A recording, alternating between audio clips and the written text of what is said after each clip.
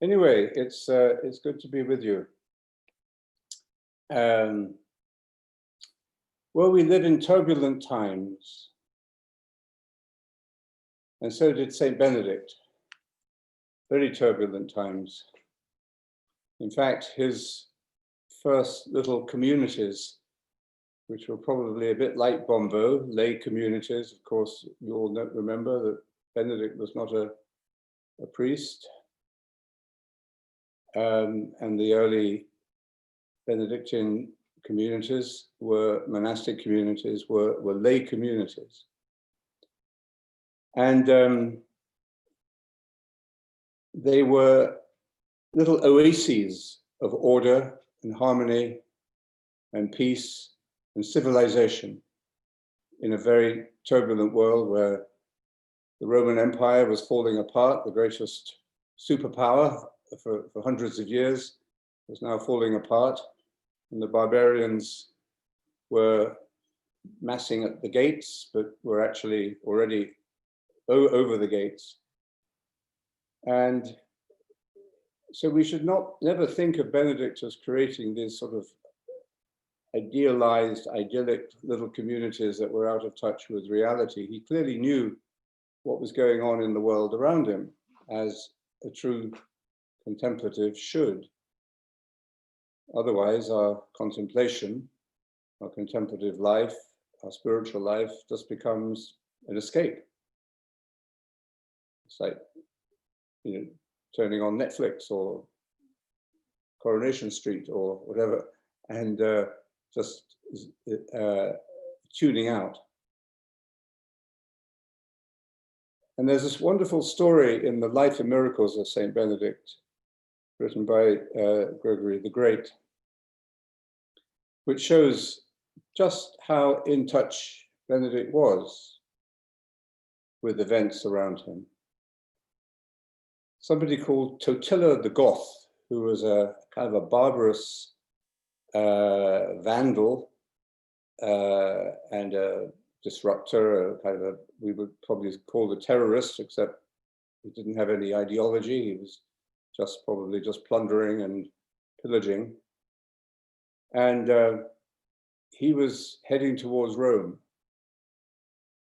And he didn't have any good intentions on Rome.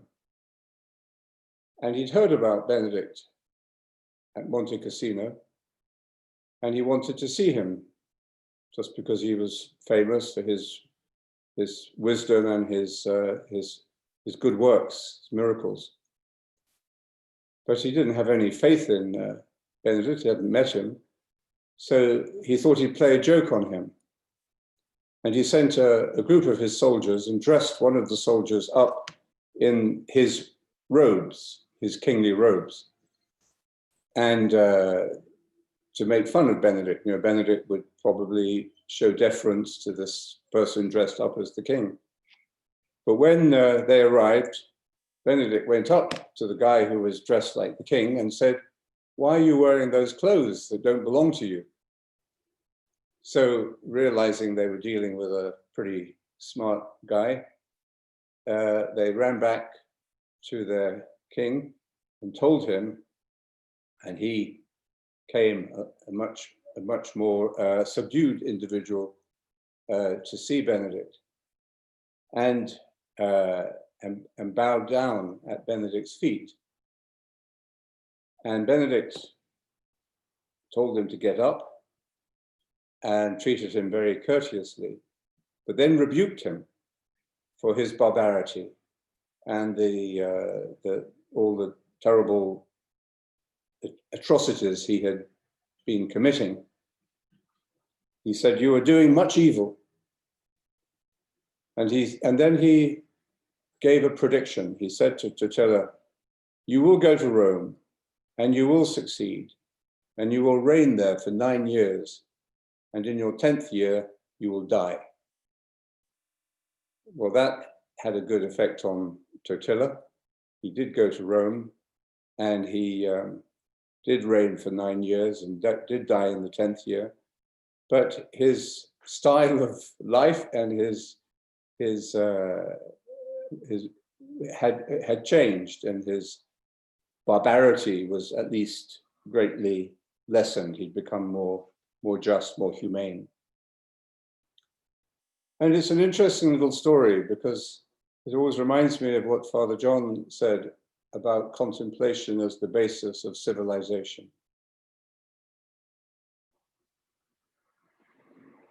Benedict expresses in this story the contemplative heart of the active life. And if the active life, whatever kind of life you may be living, raising a family, running a business, running a government, whatever it may be you're doing,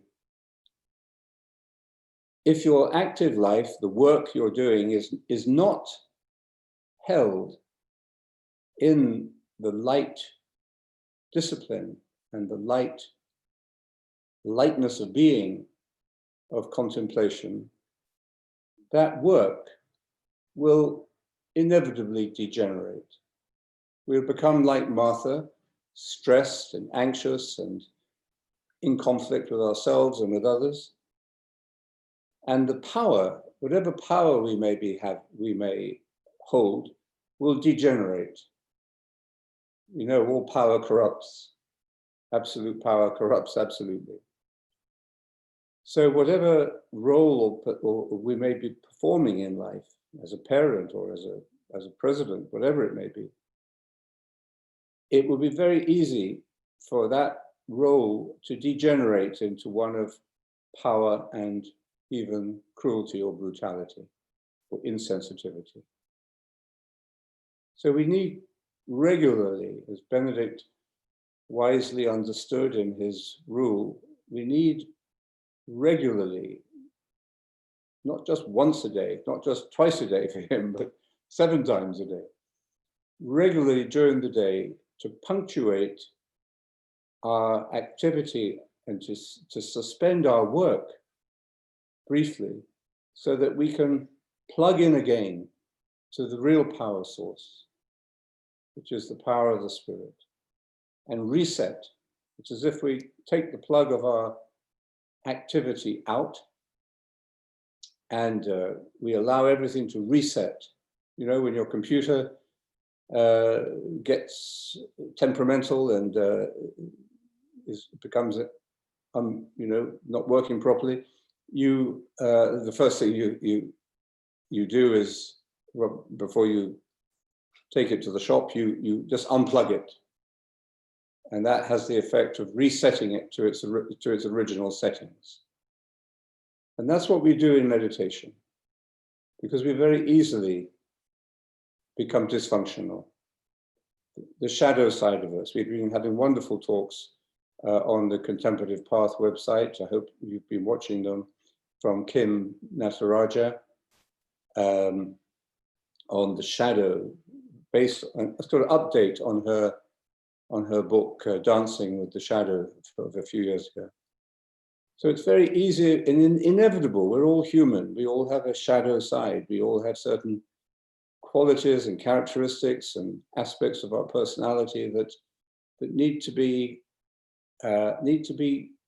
gently but firmly disciplined and controlled, because otherwise, without our knowing it, they can get out of control.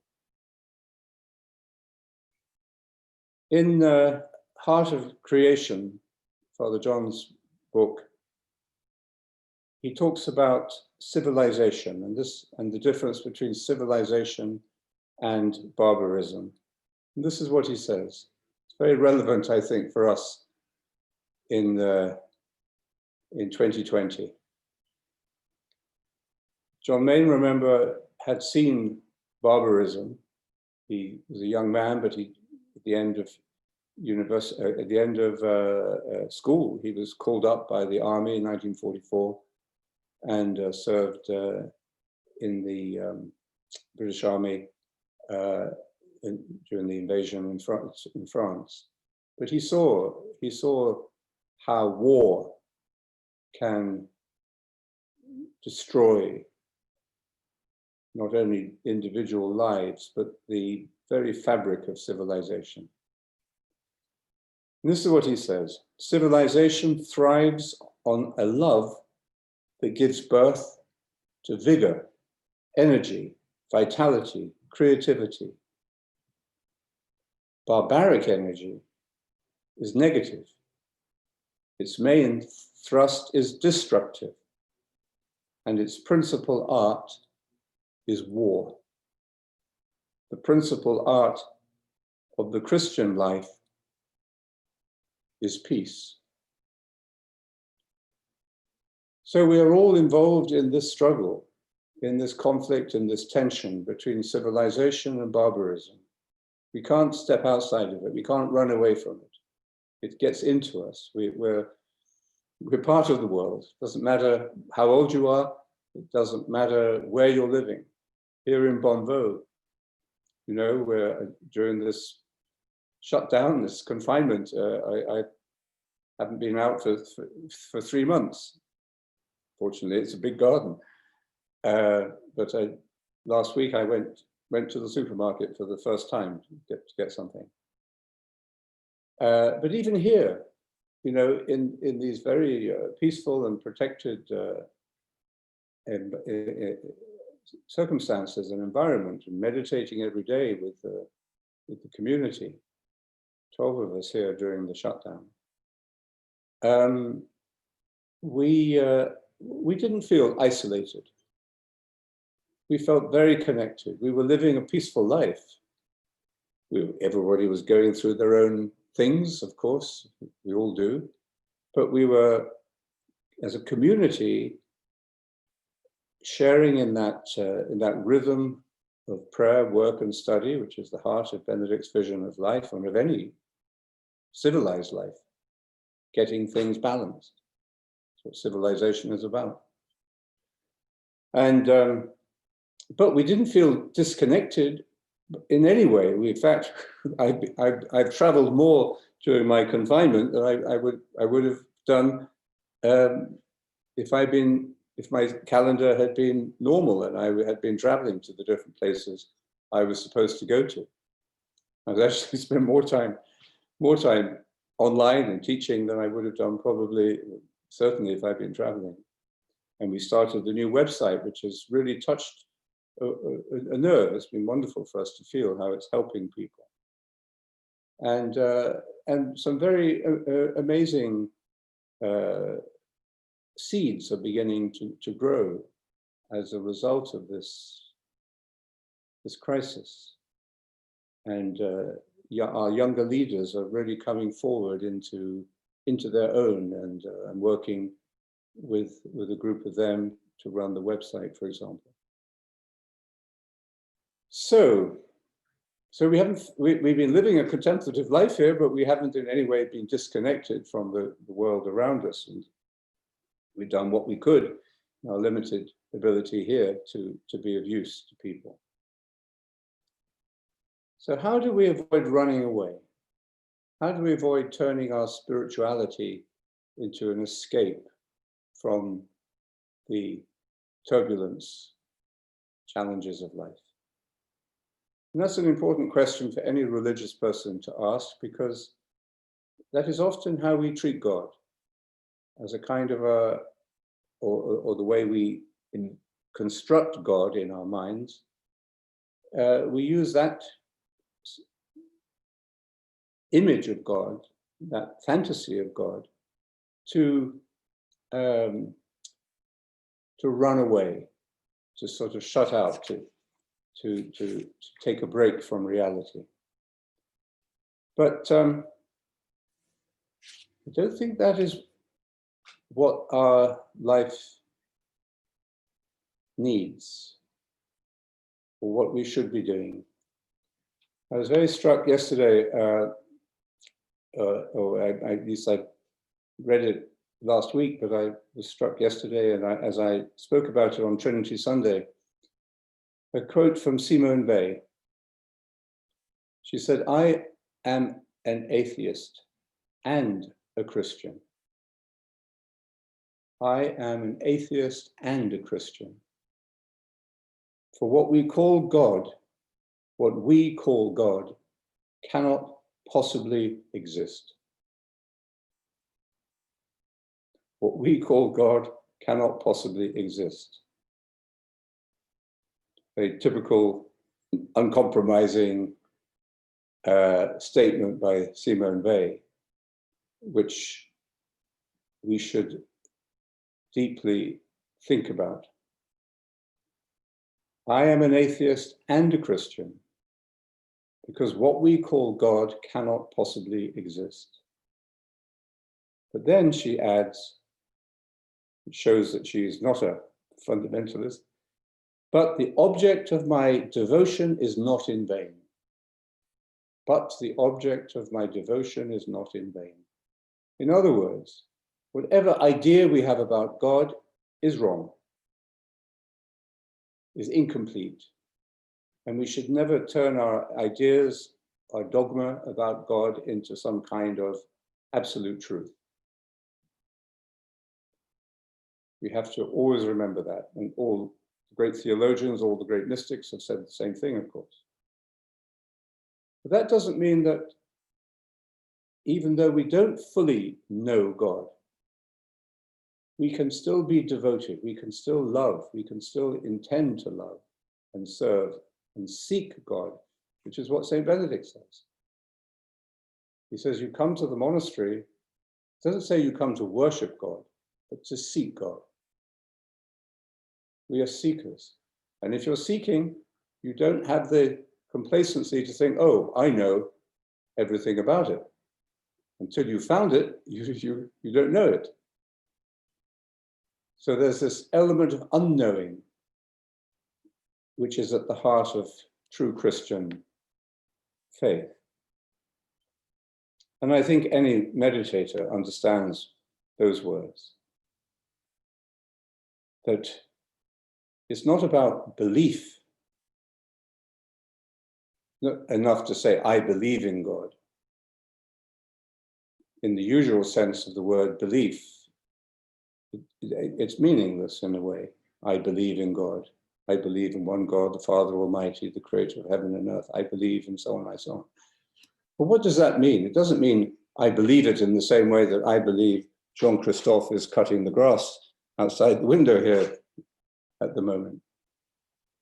What it means is the word, the Greek word that we translate as believe, I think wrongly, is trust. I trust.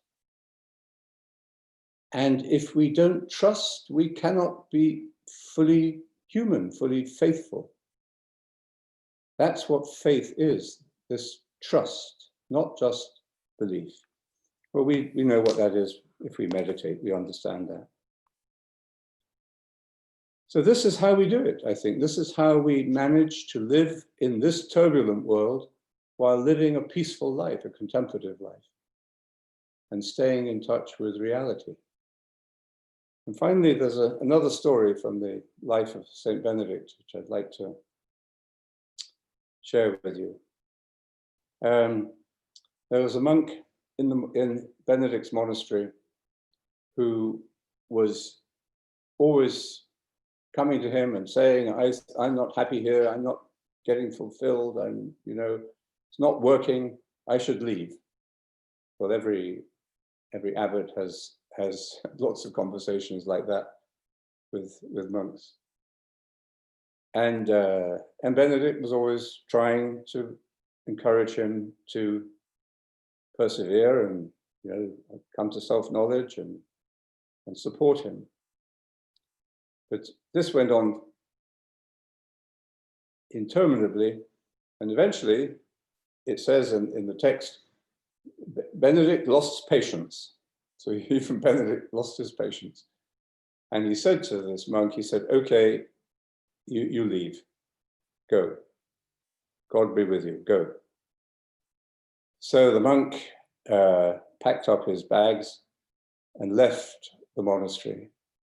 When he got outside the walls of the gates of the monastery, the first thing he found was this huge dragon standing in the middle of the road with its mouth wide open and ready to devour him.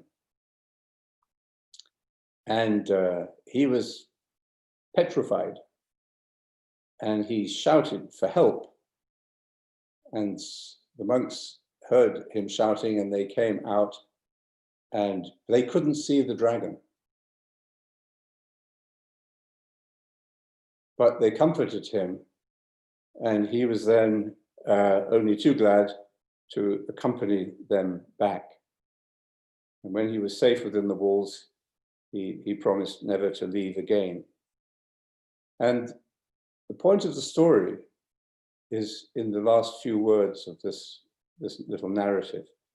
Benedict's prayers had enabled him to see with his own eyes the invisible dragon that had been leading him astray.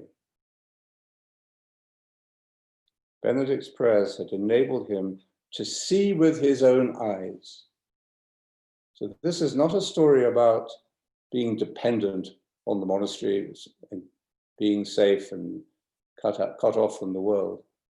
This is a story about self-knowledge and the courage to face one's own inner demons, the dragon within us, or even we might say the totila, the barbarian within us. We have to see and face the dragon in ourselves.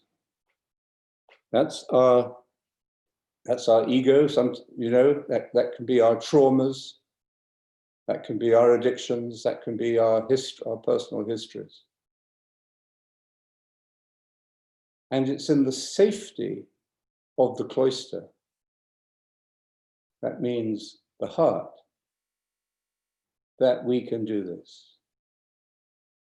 So we need stability. We need obedience. We need the spirit of conversion to be able to see this. And it's in seeing it that we develop what Father John calls this love that gives birth to civilization, to humane relationships, to justice, to peace, to creativity, to vitality, to energy. That's what comes out of this contemplative life. Not about running away or seeking distraction or playing power games. And so when we are disrupted by events, by turbulent times like we're living in now, when we're swept away by personal disappointments, by betrayals, by personal sufferings or anxieties, by health issues, or by the suffering of people we love, whenever we're swept away, disrupted by these sort of events, we have to keep to the mantra and the practice. This is when we need to meditate most seriously and most faithfully, even though we may find a great deal of that external turbulence has entered into our minds, and we sit there trying to meditate, feeling very turbulent.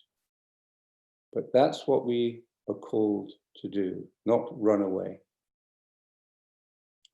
And don't forget that element of community in that story of Benedict. The spiritual friendship that we share in the oblate community, for example. And when we are in solitude, we have to breathe in the roaring of the dragon and remember that all things are passing. Remember that there is something deeper and abiding under that turbulence. And I think, when we read the news today, it's not only there's good news, the wonderful stories of the altruism and the generosity of people to their neighbors, to the old people that they've gone to visit and phoned and cared for and been compassionate towards and friendly towards. And the amazing generosity of the medical services and doctors and nurses and assistants who, often without proper equipment, because we didn't invest properly in our medical services before. All the money was going up to the top and sitting in this unjust system that we've created. And so the poorest, as usual, suffered most. In this case, the frontline teams, working with people with the virus, these were the first ones to suffer.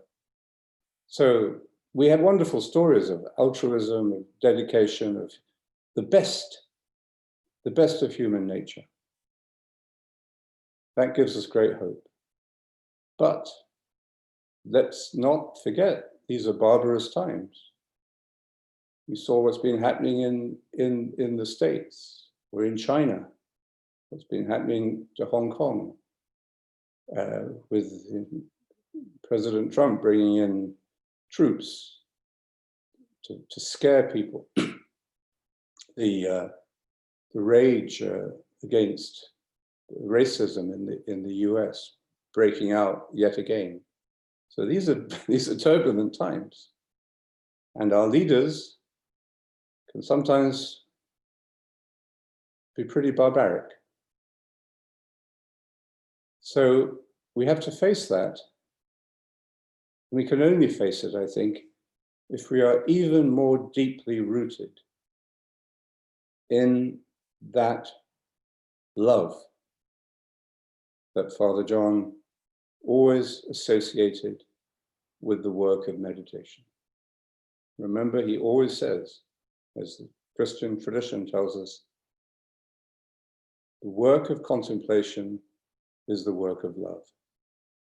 And the fruit of meditation is that we become more loving people.